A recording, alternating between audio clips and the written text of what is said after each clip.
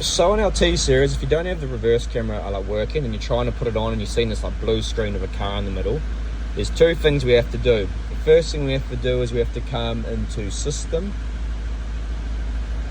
That's actually, sorry, that's like settings, system, factory settings, 7890. Scroll down here until you see aftermarket HD 360. Close that. That's going to get rid of that little like blue screen thing you're seeing. And like, so then you're going to have to click on save and like restart, and the head unit will like reboot.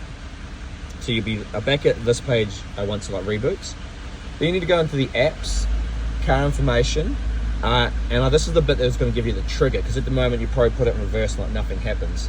Vehicle settings, scroll down the very bottom, and you want to set that to 2016. If you have the 4 camera light model. If you've got the single camera light model like I do, you can see I've just put 2016 and it's like actually nothing happens. You need to put to 2010,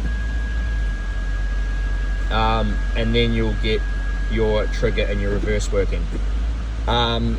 So that's how you get that all like working, the reverse camera. And the only other thing to check if you are having any reverse camera issues, there's like two things. There's a trigger, so that's when you put it in reverse and the screen changes.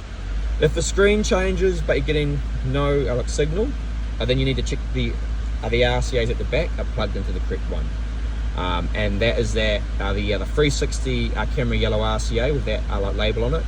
Should go into our other RCA that goes into the small white plug that goes to the back of the head unit.